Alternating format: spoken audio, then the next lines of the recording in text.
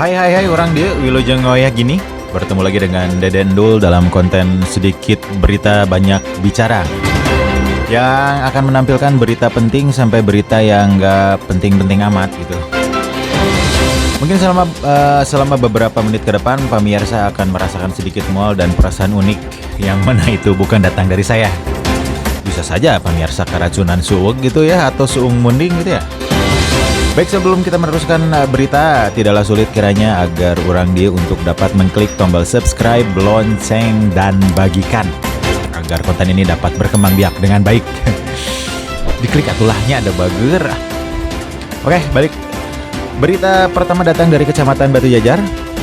Kabar baik untuk warga Desa Galanggang menuju Desa Pangauban dan Saguling yang mengeluhkan dipegat banjir tiap turun hujan di dekat Gang Abah Jiam. Ya mungkin kalau dari sini mah sesudah Gang Haji Umar meren ya. Sekarang jalan tersebut tengah diperbaiki serius, walaupun hanya mempunyai luas kerusakan sekitar 20 meter saja. Namun dampak yang ditimbulkan sangatlah fatal. Ya intinya mah banyak motor yang dikerebak mesinnya karena kekeum cai hujan gitu ya, kalau hujan besar. Jika hujan deras maka jalan tersebut akan tergenang air setinggi hampir 30 cm. Dampaknya banyak motor warga sekitar yang mati karena terendam air lah. Sayangnya jalan kabupaten itu dibiarkan sudah agak lama dan hanya mendapatkan perbaikan minor saja. Sejauh ini belum ada pihak yang benar-benar ingin memperbaikinya secara serius dan membuatnya jadi ya mungkin jalan tol atau jembatan layang gitu. Sok atulah Pak Kades Galanggang kumaha ye? Pak Kades atau Pak Bupati ini ya? Namun kabar kurang sedap datang dari Desa Tanjung Jaya dan Mekarjaya. Pasalnya sudah hampir 12 tahun jalan di Kecamatan Ciamplas, Kabupaten Bandung Barat itu tidak mendapat sentuhan pemerintah daerah. Alhasil jalan di dua desa tersebut rusak parah dan berbahaya untuk dilalui pengendara baik roda 2 maupun roda 4. Warga yang kesal dengan kondisi jalan tersebut melakukan aksi protes dengan cara menanam pohon pisang dan padi di sepanjang jalan berlubang.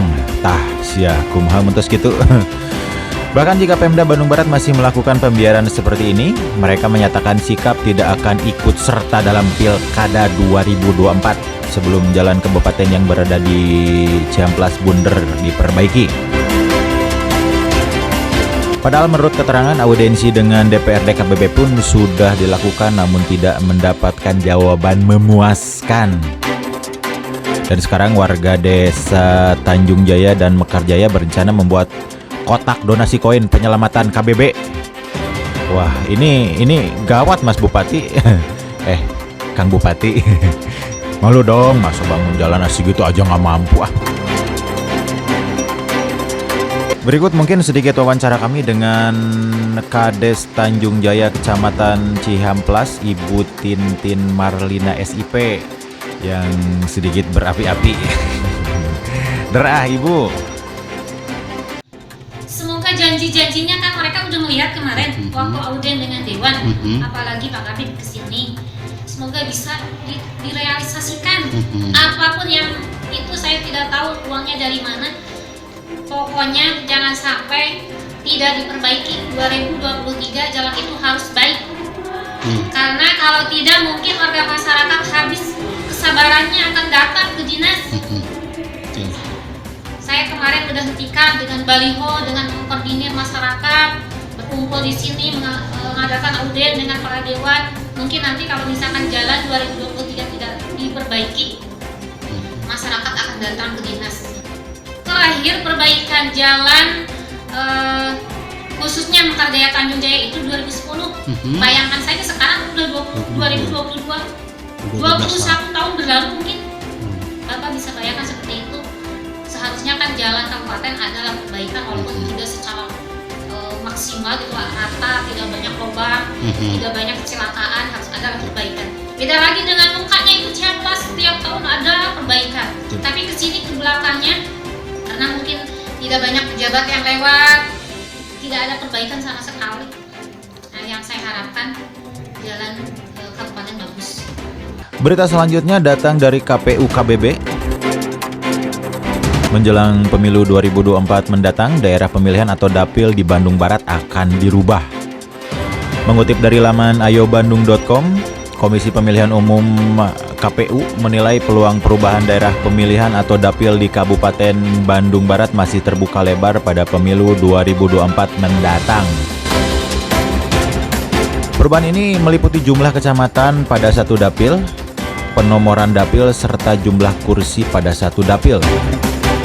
Meski begitu, perubahan tersebut masih dalam tahap kajian. Itu kata Ketua KPU KBB ya, Kang Adi Saputro. Hal itu merujuk pada 7 prinsip penataan dapil, yakni kesetaraan nilai suara, ketaatan pada sistem pemilu yang proporsional, proporsionalitas, integritasi wilayah, cakupan wilayah yang sama, kohesivitas, dan kesinambungan. Aduh, mana hese macana Bapak? Aduh.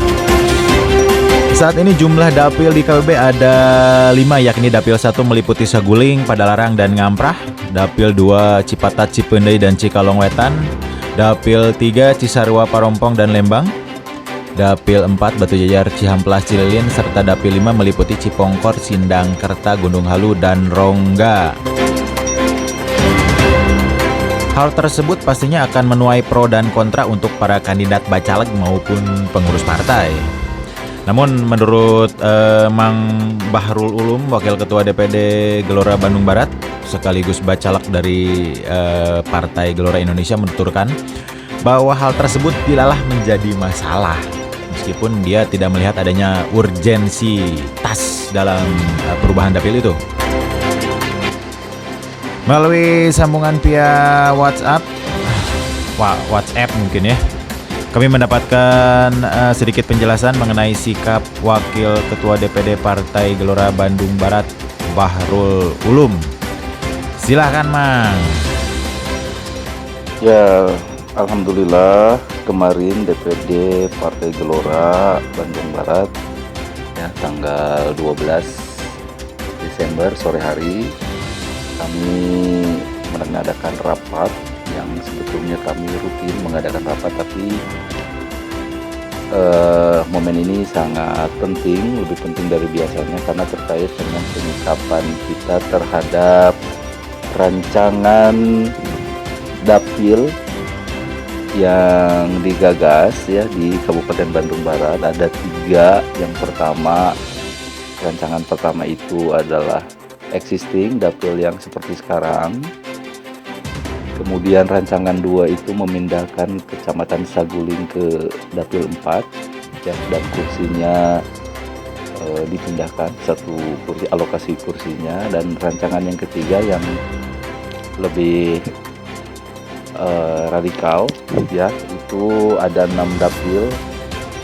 Sebetulnya kami melihat ya beberapa pendapat dari teman-teman juga begitu ya, pada saat rapat kemarin kita masih belum melihat ada urgensitas berkaitan dengan perubahan tersebut. Karena apa? Pertama, berkaitan dengan undang-undang pemilu yang sudah ada, kemudian juga keputusan RI berkaitan dengan penataan dapil itu kan masih memungkinkan dan masih berlaku gitu, dapil-dapil di daerah itu antara 3 sampai dengan 12. Nah, ini kita kan Bandung Barat sekarang ada di maksimal 11 gitu. Jadi masih belum ada hal yang sifatnya menyalahi aturan.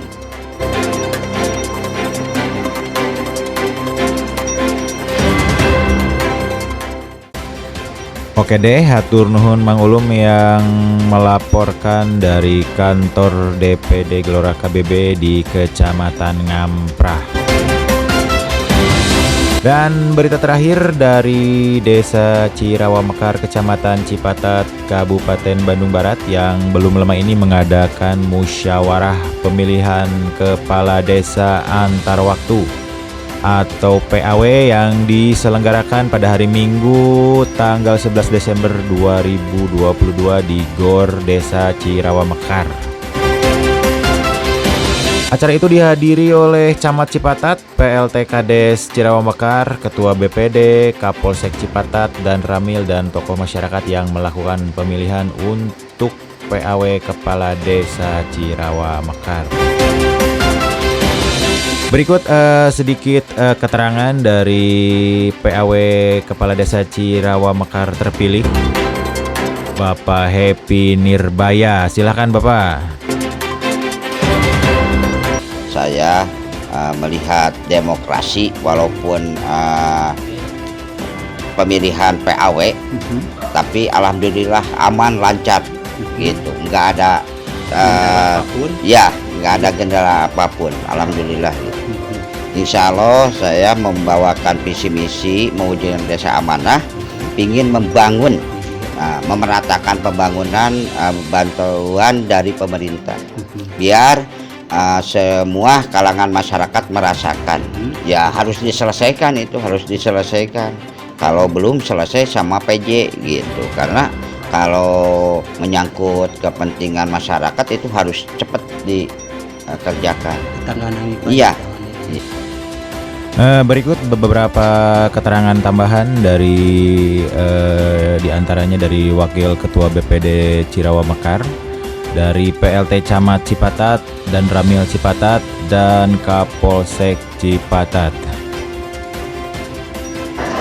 Kami di Desa Cirawa Mekar ini mengadakan pemilihan dalam musyawarah pemilihan Kades PAW dikarenakan Kades yang kemarin Bapak Suheran meninggal dunia, maka di tahun 2022 ini sampai akhir 2020 sampai 2025 diadakan pemilihan pejabat dan kepala desa antar waktu. Alhamdulillah pada hari ini dilaksanakan dengan secara sukses tanpa ekses, dengan jumlah pemilih terwakili dari 16 RW itu 177 orang dan ditambah 3 orang calon. Alhamdulillah semuanya bisa hadir dalam pelaksanaan pemilihan pilkada. Himbauan kepada masyarakat, ini sudah dilaksanakan secara demokrasi, betul-betul transparan, ya, bahwa inilah hasilnya. Mari siapapun kepala desanya yang terpilih kita dukung oleh masyarakat di Desa Cirawa demi kemajuan, demi terciptanya situasi kondusif di Desa Cirawa Mekar. Mungkin untuk masyarakat Desa Cirawa Mekar ini selalu mendukung atas kegiatan-kegiatan kepala desa, yaitu dalam meningkatkan perekonomian Desa Cirawa Mekar. Kita dari awal kemarin kita udah sosialisasi, kemudian himbau pada semua komponen, ya panitia, ya masyarakat, ya RT RW kan gitu, supaya bisa kegiatan ini berjalan dengan baik. Apapun yang terjadi itu adalah pimpinan yang sudah kita pilih sama-sama, ya harus kita dukung. Kita dukung. Mungkin sekian sedikit berita banyak bicara kali ini. Terima kasih untuk yang sudah memberi saran dan masukan agar channel ini berkembang menjadi lebih baik. Untuk yang belum subscribe, mangga diklik karena subscribe itu gratis. Hanya kuota saja yang harus dibeli ya. Baiklah, akhir kata saya ucapkan terima kasih dan sampai jumpa lagi dalam berita-berita selanjutnya. Wassalam.